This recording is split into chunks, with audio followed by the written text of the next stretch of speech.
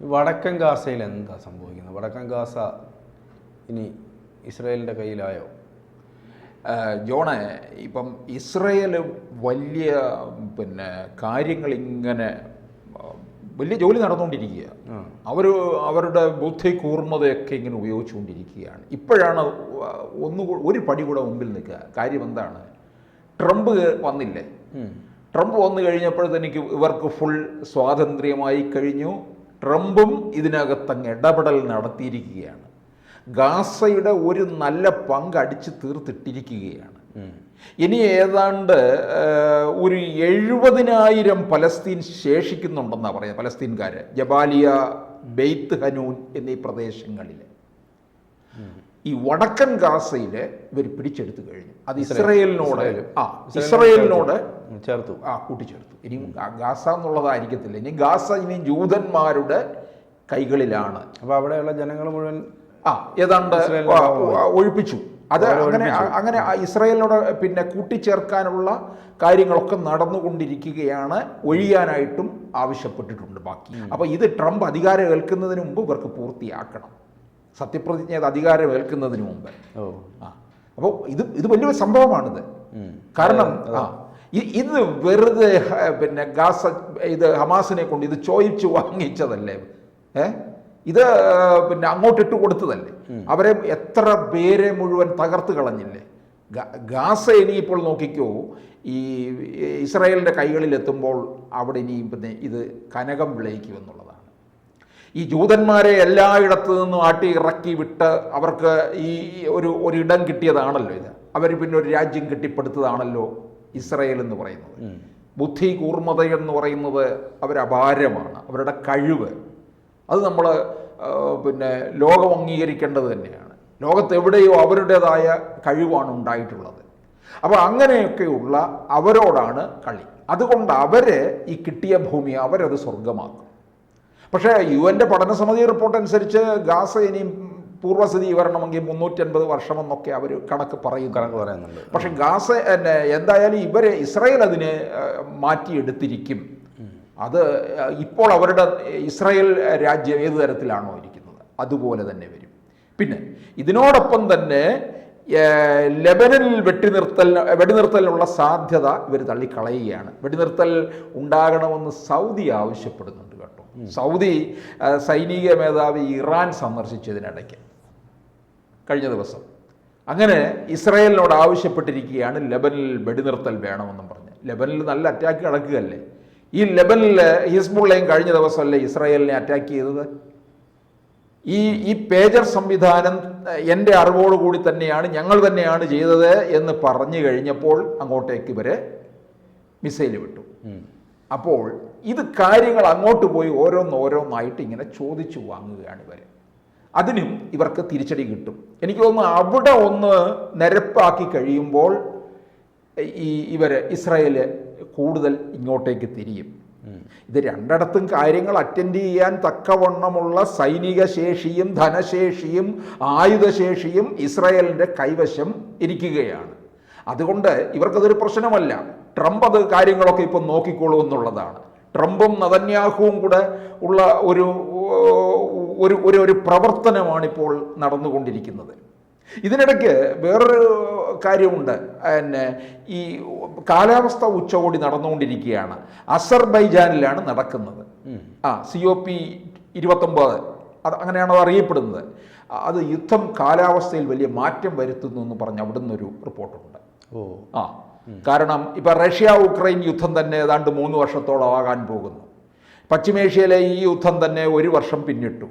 അപ്പോൾ ഇത് 17.5 ദശലക്ഷം ടൺ കാർബൺ ഡയോക്സൈഡും മറ്റ് ഹരിതഗ്രഹ വാതകങ്ങളും പുറന്തള്ളുന്നു എന്ന് പറയുന്നു യുദ്ധം.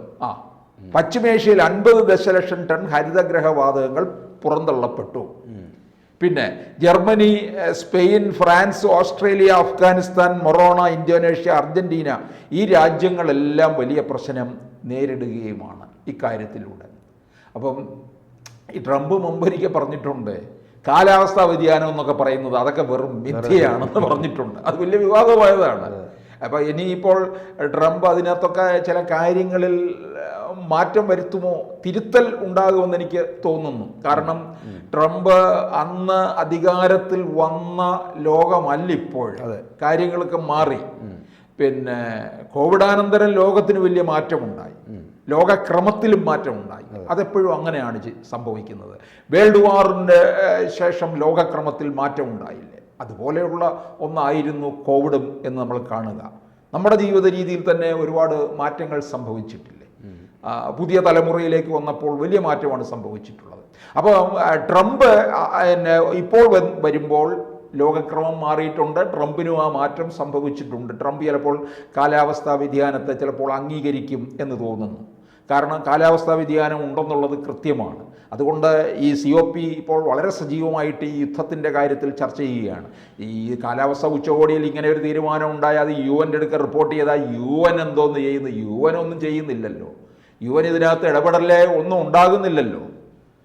ആ ഇടപെടലോ ഉണ്ടായിരുന്നുവെങ്കിൽ ഇപ്പോൾ ഈ 2.5-3 വർഷമാകാൻ പോവുകയാണ് റഷ്യ ഉക്രൈൻ യുദ്ധം.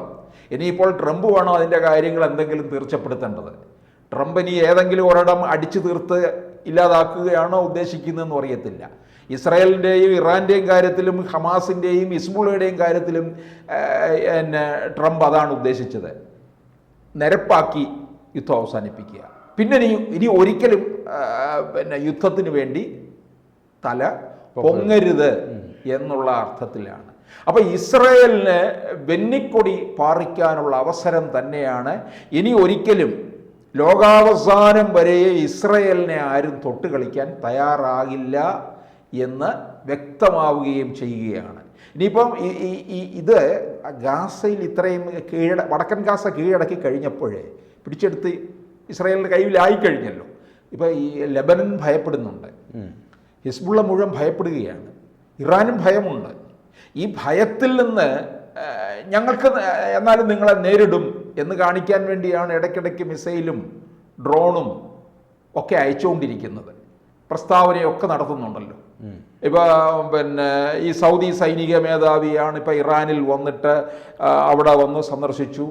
എന്നിട്ടാണ് ഇസ്രായേലിനോട് ആവശ്യപ്പെടുകയൊക്കെ ചെയ്യുന്നത്. ലെബനിൽ വെടിനിർത്തൽ അതിനുള്ള സാധ്യതയെ അവരങ്ങ് തള്ളിക്കളയുകയും ചെയ്തു. അപ്പോൾ എന്തായാലും നെതന്യാഹുവിനെ സംബന്ധിച്ചിടത്തോളം അദ്ദേഹം ഡിസിഷൻ വളരെ കൃത്യമായി എടുത്ത് മുമ്പോട്ട് പോവുകയാണ്. ആ ഓരോ തീരുമാനത്തിൻ്റെയും പിന്നിൽ ട്രംപ് ഉണ്ടെന്നുള്ളതാണ്. അപ്പോൾ അങ്ങനെ വരുമ്പോൾ ഇതിന് ഇസ്രായേലിന് ശക്തി കൂടുകയാണ്. ഇറാൻ അല്പം അടുക്കാനും ഭയപ്പെടുകയും ചെയ്യും. അപ്പോൾ ലെബനന് വലിയ നാശനഷ്ടം സംഭവിക്കും. തുടക്ക സമയത്ത് ഈ ഹിസ്ബുള്ളയെ നേരിടുമ്പോൾ ലെബനൻ എന്ന് പറയുന്ന രാജ്യം അവിടെ യാതൊരു നാശനഷ്ടവും ഉണ്ടാക്കാത്ത രീതിയിലുള്ള ഒരു കടന്നുകയറ്റമാണ് അവർ ഇസ്രായേൽ നടത്തിയത്. പക്ഷേ ഹിസ്ബുള്ളക്കാരെല്ലാം തന്നെ ഇരിക്കുന്നത് എവിടെയാണ്? ഇവരുടെ ആൾതാമസമുള്ള ഇടങ്ങളിലാണ്. കഴിഞ്ഞ ദിവസം നമ്മൾ കണ്ടല്ലോ ഒരു വീഡിയോ തന്നെ. ഇപ്പം ഇവരുടെ സെമിത്തേരിക്ക് അടിയിലാണ് ഈ ഹിസ്ബുള്ളയുടെ ഭൂഗർഭ തുരങ്കങ്ങൾ, അതിനടിയിൽ ആയുധങ്ങൾ ശേഖരിച്ചിരിക്കുന്നു. അതുപോലെ തന്നെ ഇസ്രായേലിൻ്റെ അതിർത്തി വരെ ചെല്ലാനുള്ള ടണൽ, ടണലെന്നൊന്നും അതിനെ പറയാൻ പറ്റത്തില്ല, അതിന് ഭൂമിക്കടിയിലുള്ള വലിയൊരു സുഖവാസ കേന്ദ്രം. അവരുടെ യുദ്ധം മുഴുവൻ കൺട്രോൾ ചെയ്യുന്നവരൊക്കെ തന്നെ അതിനടിയിലാണ് ഇരിക്കുന്നതെന്ന് പറയുന്നുണ്ട്. പിന്നെ ഇനിയിപ്പം ഖത്തർ ഹമാസിനെ പൂർണ്ണമായിട്ടും തള്ളും.